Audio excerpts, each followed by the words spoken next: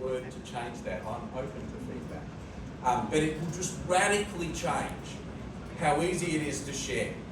The cool part is, that is not just to New Zealand. That is to any broadcaster who is on the LiveView Global Directory, and hopefully by the end of next year, that will be all of the 5,000 or 6,000 LiveView broadcasters around the world will be on that global directory. So just think about that for a second. You can dynamically send content to any of those 5,000 or 6,000 broadcasters without needing to go through a pairing process. They do not need to accept your content if you accidentally direct it to the wrong place, but you can send it to them. Or you can request content from any of those broadcasters using the same dynamic share, but in a request mode. So I send a request to you to say, please send me this content. You can accept or reject that request.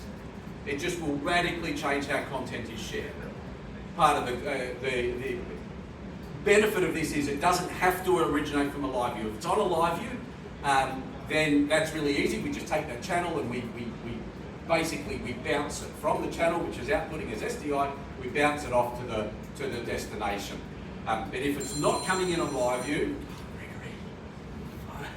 tell them I said live. If it's not coming in on live view, you can route it to a live view encoder, and I'll talk a little bit more about that a bit later. And we can also do like IP cameras and stuff, or fixed cameras. A couple of the CBS News Path stands. So there's a Washington Memorial in the US, and there's like this obelisk, this big long white thing that points straight up in the sky. They have a stand-up point that's just a camera, and you book time for that. So someone that's on the CBS distribution can book a 15-minute slot. They literally just stand there, deliver their piece. Their broadcasters just drag and drops it to their live view server, and they just do the record. And that's just a permanent camera being permanently delivered around on the live view matrix. So this is a little bit about the technology around the background. So of course, I got a chance to talk about this, so you're probably wondering, what exactly are we doing for the Pacific Games? Now I'm very excited to say that we are doing a point-to-point feed from the Solomon Islands to New Zealand so the world feed can be uploaded and can be uplinked on satellite. Doesn't that radically change what they were doing before? Instead of uplinking it on site, we're now moving to New Zealand and uplinking it from there. It's just changed their world. Clearly that's not true. We are also delivering the world feed over LiveView Matrix. So we're doing essentially a main and backup to the satellite uplink, because there are takers who are not on LiveView who will take the world feed. But there are takers who are on LiveView, so we will deliver the world feed, and this is going as far as the Olympic channel as well, which is in Madrid, Spain, somewhere. So they have LiveView and they will pick up the world feed, so they don't need to book on passes on an SNG or receive onto fibre. They'll just pick it up off LiveView, off the open internet. So that now increases the cost-effective reach of that world feed content for the Pacific Games simply by putting it onto the LiveView Matrix distribution. That was actually pretty cool. They really liked that.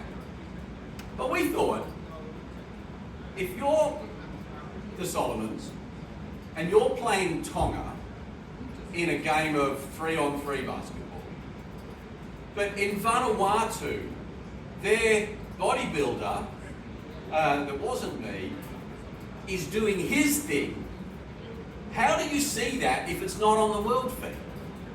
So we said, why don't we take 8 individual venues, all of which are feeding into the production of the world feed, but split them out as broadcast quality distribution channels as well. So when you think about the nature of the content, the islands, this is when I go back to my very short, pithy little subtitle from my speech, the islands have competing interests in the content. So how do we solve that problem? We solve that problem by delivering all the content. And they only need to consume it if they want it. It's available on our LiveView Matrix distribution channels. And if they want it, they just take one icon in a browser, drag it and drop it onto another icon in a browser, and it'll pop out their SDI as a broadcast feed in broadcast quality, and now they're picking up the Vanuatu bodybuilder instead of, or at the same time as, the world feed, which may have something else. So that radically changed the way the Games is able to take the content that they're producing and take the sporting contest that is occurring and make it valuable to their rights holders. Because now they can get what they want, not what they're given from those main venues. So that was a really good start, but we didn't finish there. So then we thought, what about the smaller stuff? And so we've added 4 additional ad hoc distribution channels. So if you're a rights holder broadcaster, you get access to 13 matrix distribution channels. Now these are distribution channels, as I said before, that is, we control, the Games control the content on those distribution channels, so everybody else is only a consumer. And so we know that there's a few other things. There's some small sports, there's some single coverage stuff, there's some non-commentated stuff, and then there's some marathon and triathlon type stuff that's all going to happen. We're going to put that stuff on these additional channels, and it'll change. The 8 fixed channels are actually, there's a schedule of 8 production units that may move from one location to another in between week 1 and week 2, but they are fixed at the main venues with the main sports. But we didn't want to leave the smaller sports off, because sometimes that's the stuff that the broadcasters want to see. So we built an architecture that allowed for that additional content. But then we thought, what happens if someone says, I really want that, but nobody else is really interested in it? Or it's something that's happening that nobody else really needs to see. We added in a bunch of dynamic share licenses, meaning that we also have the ability, alongside the 13 distribution channels, to do a targeted point-to-point send of content that's arriving at the IBC. So there's a small IBC that's being built at the moment. By the way, the Games start on Sunday, so my engineer, Jeremy, is over there already, and he'll do the first setup in the first week, and I'm going over for the second. But what this means now is that we have provided the Games committee essentially an unlimited way, for want of a better term, of distributing their content to the people who are going to want it and solving that competing requests. Because there are 23 countries and only one world feed, people are going to want different stuff. We've sort of made an analysis, and we did this in concert with the Games, and we think we've overkill. Well, this is overkill. We actually don't think we're going to use all of this all the time. The 8 venues will always be there. We think the 4 channels is going to more than achieve what we need. But that way they were able to see, and I didn't see the direct commercial comparison, but we know that what we promoted was lower cost than what they've done in the past for a single fee. So, is that all we are doing? Well, no. So we're also sending over a bunch of our transmitters. The LU300S is our compact news transmitter. Will be tomorrow. And so the LU300S is our compact transmitter. I think I talk a lot. And a receiver, a 4-channel receiver. The LU300S we have on our stand. It's the dominant sort of news gathering transmitter used in Australia and New Zealand. Fully HGVC, really, really nice little unit. Picture of it there. And so we're now able to do these things like some of the really small sports that might be a single camera with no coverage. We're able to contribute those back into the IBC for inclusion in the world feed, or distribution on our ad hoc matrix channels. We're also doing some LU Smart licenses. So if you're not familiar with that, LU Smart is a license that turns your smartphone into a LiveView transmitter, and it is also received on the LiveView receive server.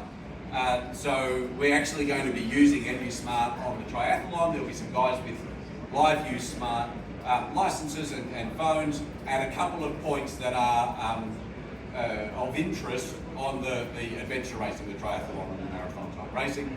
So we can get turnarounds and different things without having to tie up a whole camera rig.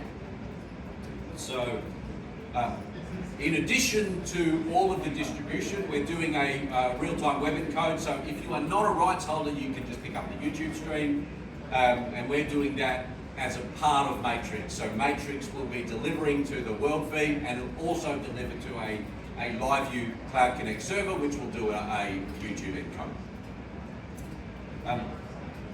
But why stop there? We've got 4 of our LiveView ingest recording channels. So these are essentially a 24/7 recording channel. We're going to switch between what content is going to these channels, but we can simultaneously record any of those 13 distribution channels. We can simultaneously record 4 of them, and that cloud recording will be made available to the rights holder broadcasters for them to jump in and clip a piece out of. So if they miss a section, or if something happens that they don't see, and we've put the high profile stuff onto ingest, then they will be able to log into our ingest profile, find it in the recording, clip it, download it, and they've got the content. There was a very intentional decision just to go with 4 channels of ingest. That really was just a commercial decision. We did look at doing 13 channels of recording everything, but that was just deemed to be a little bit of overkill. So we've got 4, and we can control. We can be recording channels 1, 2, 3, and 4, and then in the afternoon we can do 1, 5, 6, and 8. And then it's really, really dynamic in the way that we can decide what is being recorded, which brings us back to that competing interest in the content. And that was one of the major factors around what we tried to build. Was there's 23 countries that all want different things at the same time. So how do we make that available? How do we facilitate that?